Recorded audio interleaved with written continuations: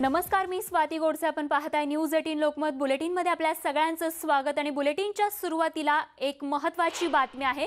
कुलभूषण जाधव प्रकरणी आता वकील नेमण्यासाठी इस्लामाबाद उच्च न्यायालयानं 4 आठवड्यांची मुदत दिली आहे आणि या संदर्भातली पुढची सुनावणी ही 6 ऑक्टोबरला होणार असल्याची ही माहिती कळतीये. इस्लामाबाद उच्च न्यायालयानं दिलेल्या मुदतीनुसार या ठिकाणी कुलभूषण जाधव प्रकरणी आता वकील नेमण्यासाठी एकूण 4 आठवड्यांची मुदत जी आहे ती देण्यात आलेली आहे. प्रशांत लीला रामदास आमचे नवी दिल्लीचे प्रतिनिधी आपल्याला अधिक माहिती देत आहेत. प्रशांत, आज कुलभूषण जाधव प्रकरणामध्ये पाकिस्तानच्या कोर्टामध्ये आज सुनावणी होती. या सुनावणी दरम्यान जे आंतरराष्ट्रीय न्यायालयाने जे निर्णय दिला होता कुलभूषण जाधव यांच्या संदर्भात आणि भारताला जो दिलासा मिळाला होता त्या संदर्भात आज न्यायालयाने निर्णय दिला. त्यांनी स्पष्ट केलं आहे की भारताला कुलभूषण जाधव यांच्या प्रकरणात वकील नेमण्याचा अधिकार आहे आणि ते वकील नेमू शकतात आणि त्यासाठी त्यांनी 4 आठवड्याची मुदत दिली आहे. त्यामुळे एक प्रकारे भारताच्या जी कूटनीती आहे त्याचा विजय झाला असं म्हणावं लागेल आणि एक प्रकारे भारताने जे कुलभूषण जाधव यांच्या बचावासाठी जे पावलं टाकलेली आहेत ते योग्य दिशेने जात आहे याचं एक उत्तम उदाहरण आहे असंच म्हणावं लागेल. अगदी प्रशांत, मराठा आरक्षणासंदर्भात देखील आपल्याकडून जाणून घ्यायचं आहे, त्यामुळे असेच आपल्या सोबत राहा. पुढची मराठा आरक्षणासंदर्भातली महत्त्वाची बातमी आहे. मराठा आरक्षण निकालाप्रकरणी युक्तिवाद संपला आहे.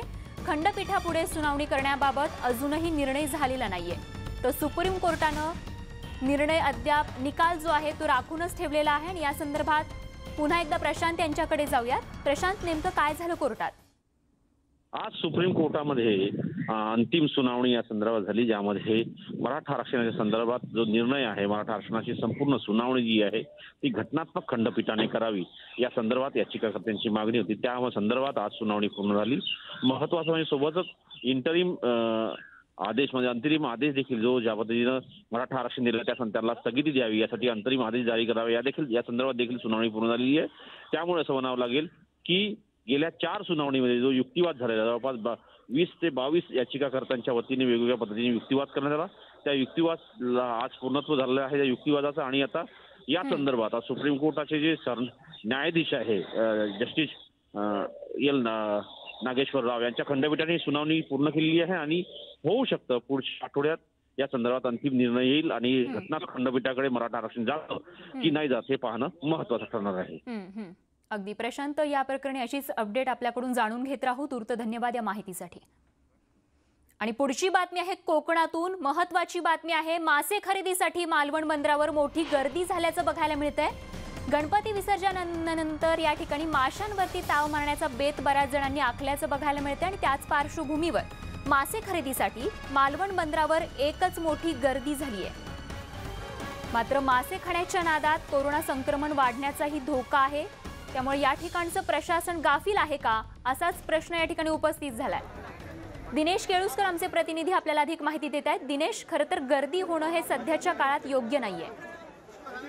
अगदी खरं आहे. गर्दी खरं तर आणि एवढी गर्दी तर होणं म्हणजे हे कोरोनाच्या संक्रमणाला निमंत्रण देण्यासारखंच आहे. अनलॉक झाल्यापासून किंवा गोव्याच्या सगळ्या सीमा उठल्यापासून आणि या श्रावण महिना नागरिकांनी पाळला, त्यानंतर गणेश चतुर्थी, त्यामुळे मासे खाण्याचे आतुर होते आणि असं असताना समुद्रात सध्या मोठ्या प्रमाणात मासळी मिळू लागलेली आहे आणि दरही अशी खूप कमी झालेले आहे. त्याच्यामुळे लोक मासे खरेदीसाठी झुंबड करू लागलेले आहेत आणि याचा धोका मात्र कोरोनाच्या संक्रमणात होऊ शकतो.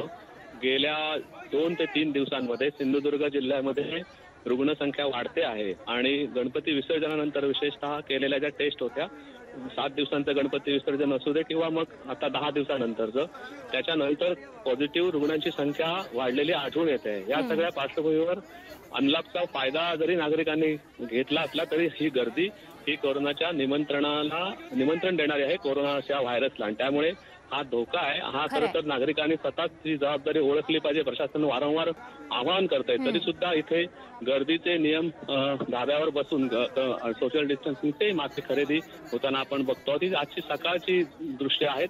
मालवणमध्ये संध्याकाळी पण लिलाव होत असतो आणि त्यामुळे दोन्ही वेळेला ही गर्दी सध्याच्या दिवसात झालेली पाहायला मिळते. अगदी दिनेश, त्यामुळे सरकार जे आवाहन करत आहे गर्दी टाळण्याचं, त्या आवाहनाच्या त्या सूचनांकडे नागरिकांनी त्या सूचनांचं पालन करणं हे सद्य परिस्थितीत अत्यंत गरजेचं आहे. धन्यवाद या माहितीसाठी. बघूयात पुढची बातमी. राज्यात मंदिरं खुली करण्याची मागणी आता जोर धरू लागली आहे. जवळपास सगळ्याच विरोधी पक्षांनी त्यासाठी आग्रह धरलाय. यावर शिवसेना खासदार संजय राऊतांनी स्पष्टीकरण दिलंय. तसंच राज्य सरकारनं केलेल्या अधिकाऱ्यांच्या बदल्या आणि मुख्यमंत्र्यांवर विरोधकांकडून केल्या जात असलेल्या टीकेलाही संजय राऊत यांनी सडेतोड उत्तर दिलंय. बघूयात संजय राऊत नेमकं काय म्हणाले. भूमिका मांडत असताना संयम सोडून टोकाची भूमिका घेऊन आपण महाराष्ट्राचं अहित करतोय हे भान ठेवलं पाहिजे. आम्हाला सगळ्यांना वाटतं की मंदिरं उघडलीच पाहिजे, पण ही वेळ नाहीये मंदिर उघडण्याची असं जर सरकारला वाटत असेल तर सरकार, महाराष्ट्र सरकार जे आहे हे करोनाला ऍक्ट ऑफ गॉड मानायला तयार नाही, केंद्र सरकारप्रमाणे, किंवा देवाची करणी मानायला तयार नाही. या संकटाशी आपल्यालाच लढावं लागेल हे माहीत असताना सुद्धा जर विरोधक अशा प्रकारे बोलत असतील, वागत असतील तर त्या जनतेचं नुकसान करतात. बदल्या हा एक सरकारी प्रक्रियेचा भाग असतो. आधीच्या सरकारनं सत्तेवरती येताना काही बदल्या केल्या नव्हत्या का आम्हीच काय नवीन चमत्कार केलेला आहे? तिकडे केंद्रामध्ये काँग्रेसचं सरकार जाऊन मनमोहन सिंग साहेबांचं, मोदींचं सरकार आलं तेव्हा बदल्या झाल्या नव्हत्या का? हे कोणत्या प्रकारचं राजकारण आणि कोणत्या प्रकारची विधानं करतात विरोधी पक्षाचे लोक एकदा त्यांनी ठरवायला पाहिजे. बदल्या झालेल्या आहेत आणि बदल्या राज्याच्या हिताच्या आहेत आणि बदल्या करण्याचा अधिकार लोकनियुक्त सरकारला आहे. एका जागेवरती बसून जास्तीत जास्त कामाची व्याप्ती वाढवणं ही योजना कोणाची आहे? ही योजना नरेंद्र मोदी साहेबांची. सध्या ते त्याच पद्धतीनं काम करतायत. जर महाराष्ट्राचे मुख्यमंत्री ही पद्धत कामाची कोणाला मान्य नसेल विरोधकांना, तर त्यांनी सगळ्यात आधी नरेंद्र मोदी साहेबांना सुद्धा, प्रधानमंत्र्यांना सुद्धा अशा प्रकारे त्यांनी काम करू नये आणि संपूर्ण देश पालथा घालावा, ते प्रधानमंत्री आहेत आमचे, हे सांगण्याचं धाडस दाखवावं. तर महाराष्ट्रातील मंदिरं खुली करण्याची मागणी करण्यासाठी आता राज ठाकरेंनी देखील मुख्यमंत्र्यांना पत्र लिहिलंय. या सरकारला मंदिरं उघडण्याच्या बाबतीत इतका आकस का आहे असा सवाल राज ठाकरेंनी केलाय. तसंच सरकारनं लवकरात लवकर सकारात्मक निर्णय घेतला नाही तर आम्हाला नाईलाजास्तव सरकारच्या आदेशांना झुगारून मंदिरात प्रवेश करावा लागेल असा स्पष्ट इशाराच राज ठाकरेंनी दिलाय.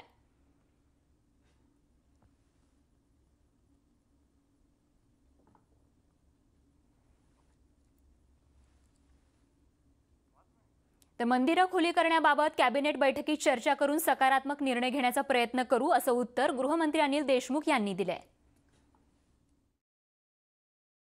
लवकरात लवकर राज्य शासन कॅबिनेटमध्ये मंदिरं, मस्जिदी जे आहेत त्याच्या बाबतीत राज्य शासन कॅबिनेटच्या मीटिंगमध्ये लवकरात लवकर चर्चा करणार आहे आणि चर्चा केल्यानंतर त्याचा निर्णय, योग्य तो निर्णय जाहीर करेल. बघूयात पुढची बातमी. कोरोनामुळे संसदेतील शून्य प्रहर रद्द केल्यावरून एमआयएमचे अध्यक्ष असदुद्दीन ओवैसींनी सडकून टीका केली आहे. संसदेचे नियम असे सर्रास रद्द करता येत नाहीत. लोकशाहीला नख लावण्याचं काम या सरकारनं करू नये अशा शब्दांमध्ये ओवैसींनी सरकारचा समाचार घेतलाय. देशभरातील ज्वलंत मुद्द्यांवरून लक्ष हटवण्यासाठीच सुशांत सिंग प्रकरणाचा इतका मोठा पोबारा केला गेला असा आरोपही त्यांनी केलाय. अब सरकार जो है ये अकाउंटेबिलिटी को ख़त्म कर रही है, देश की जनता के सामने जवाबदेही को अपनी ख़त्म कर रही है हमारे देश की सबसे बड़ी पंचायत में, और सिर्फ अपने ऑर्डिनेंस को लाएगी. तो ये तो पहले theory of separation of powers के ख़िलाफ़ है, बेसिक स्ट्रक्चर के ख़िलाफ़ है.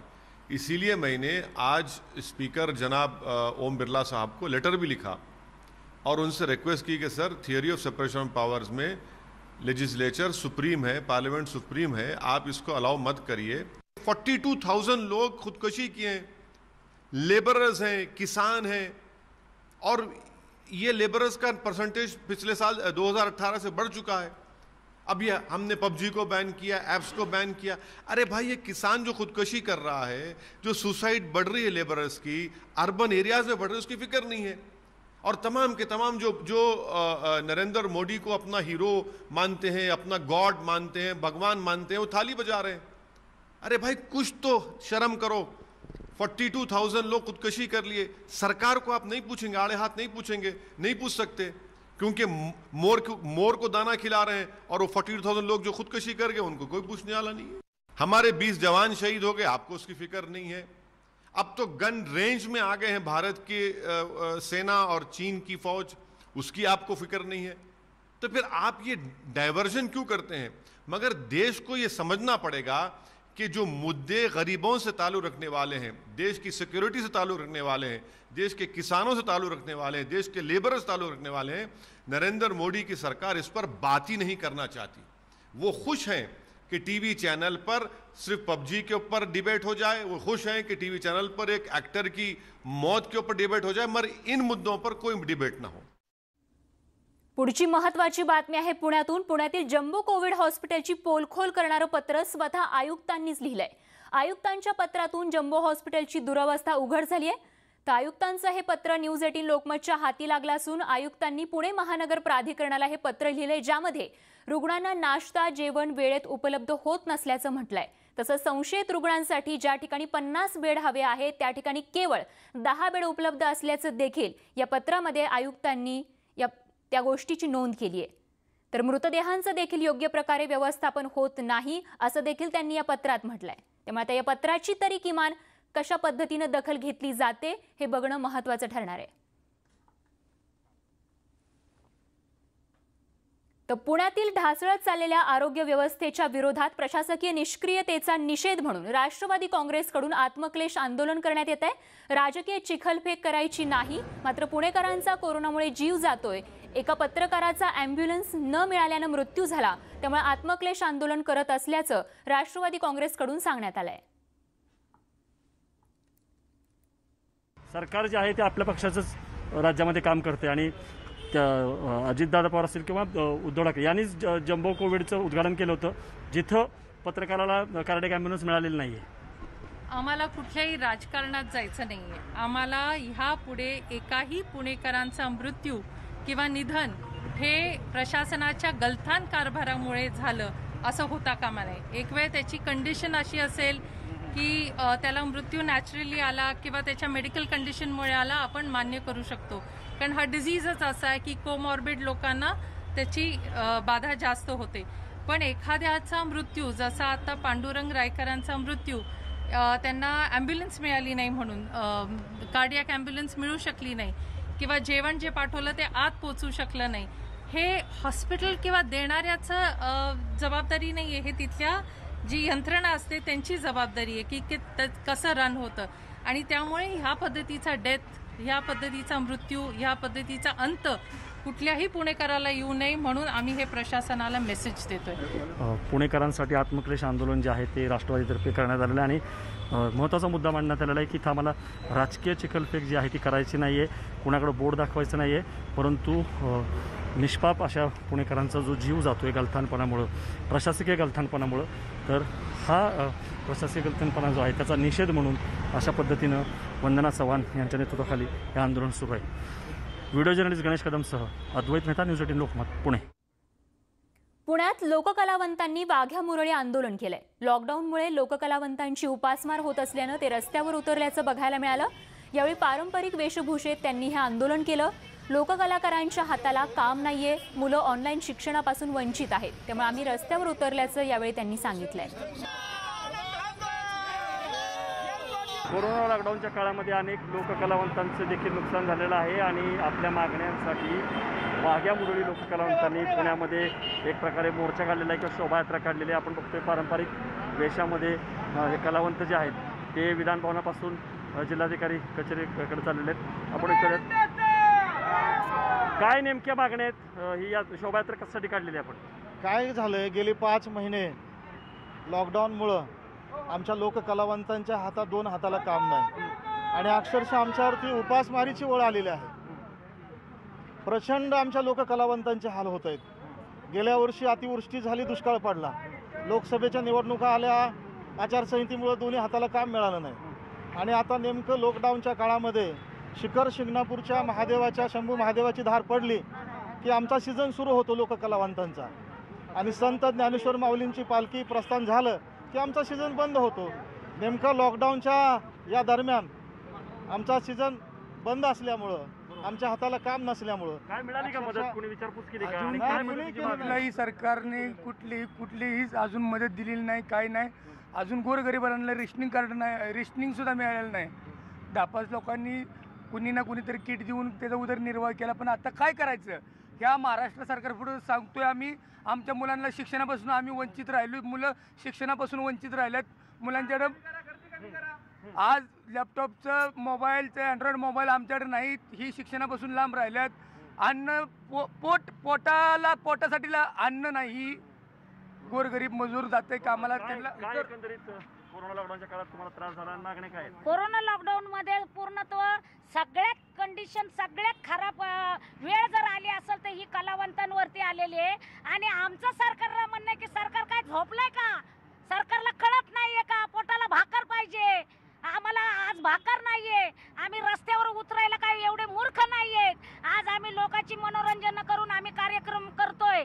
पण त्यातनं सरकार सगळ्यांकडे दारूची दुकानं उघडायला तुम्ही लक्ष देताय आणि कलावंतांना भाकर नाही त्याच्याकडे तुमचं लक्ष नाहीये का? झोपलंय का सरकार? झोपलेला जागा व्हावा सरकार. आपण बघितलं तर लोककलावंतांची उपासमार होते आणि यांना काही ना काहीतरी मदतीची अपेक्षा आहे आर्थिक. तसंच यांची जी मुलं आहेत त्यांना ऑनलाईन शिक्षणासाठी अँड्रॉइड मोबाईल असेल किंवा लॅपटॉप असेल ते द्यावं अशी मागणी. आणि यासाठी पुण्यामध्ये आज विधान भवनापासून ते जिल्हाधिकारी कार्यालयापर्यंत विशेषतः वाघ्या मुरळी लोककलावंतांनी आपली शोभायात्रा काढत आपल्या मागण्या ज्या आहेत त्या मान्य कराव्यात यासाठी हे एक प्रकारचं आंदोलन केलेलं आहे. व्हिडिओ जर्नलिस्ट गणेश कदमसह अद्वैत मेहता, न्यूज 18 लोकमत, पुणे. तर कलावंतांची ही हाक सरकारपर्यंत पोहोचते का हे बघावं लागणार आहे. अगदी छोटासा ब्रेक घेऊन लगेचच परत येतोय. बघत रहा न्यूज 18 लोकमत.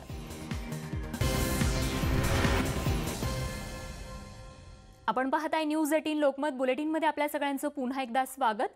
आजपासून शासनानं ई पास रद्द केले असून राज्यात कुठेही प्रवास करण्यासाठी मुभा देण्यात आली आहे. आणि या पार्श्वभूमीवरती कोकणात रत्नागिरी जिल्ह्याच्या सीमेवरील गेल्या 6 महिन्यांपासून असणारं पोलीस चेकपोस्ट हटवण्यात आलंय. त्यामुळे आता जिल्ह्यात चोऱ्या, घरफोड्या आणि इतर गुन्हेगारी कृत्य वाढण्याची शक्यता रत्नागिरी पोलिसांच्या वतीनं व्यक्त करण्यात आली आहे.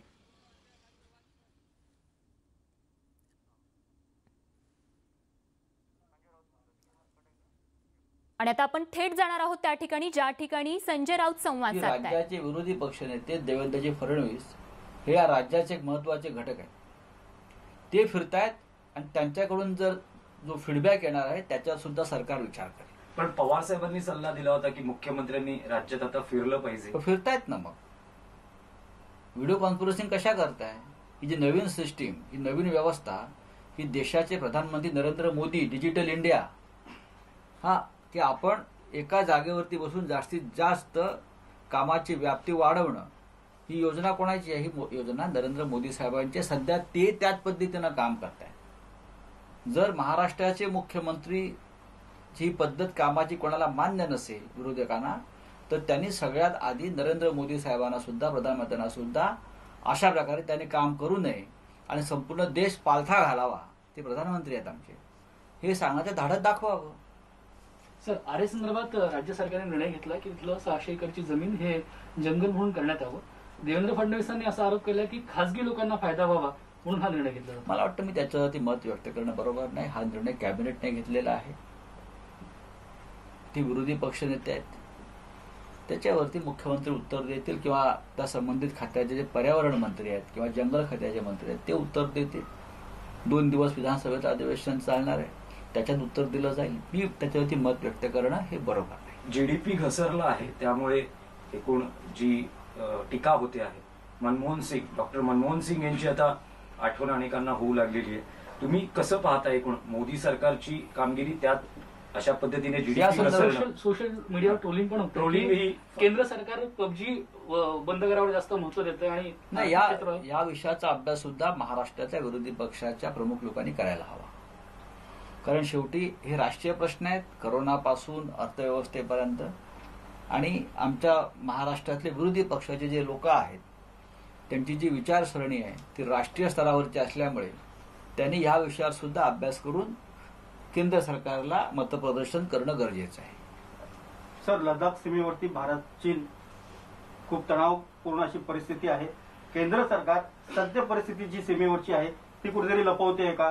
भारतीय जनतेला त्याची पूर्ण माहिती देत नाही का? आता लष्कर प्रमुख देखील लडाख मध्ये दाखल झाले ज्या तडकाफडकी हिंदुस्थानचे लष्कर प्रमुख लडाखला पोचलेले आहेत, ज्या प्रकारच्या बातम्या चीनच्या सीमेवरून आपल्याकडे येत आहेत त्या गाळून येत आहेत. काही दिवसापूर्वी हिंदुस्थानचे परराष्ट्र मंत्री जयशंकर यांनी जे मत व्यक्त केलं होतं की 1961-62 पेक्षाही चिंताजनक स्थिती लडाखच्या सीमेवर आहे. मला असं वाटतं जर ते खरं बोलत असतील तर देशानं चिंता करावी अशी परिस्थिती आज सीमेवर आहे. युद्धाचे ढग दाटून आलेत का सीमेवर? पाकिस्तानच्या बाबतीत असे ढग नेहमीच दाटून येतात. चीनच्या बाबतीत ते ढग कुठे फुटतात कळत नाहीत. रावसाहेब, कंगना राणावतने तर अनेक मुद्द्यांवरती संजय राऊतांनी संवाद साधले.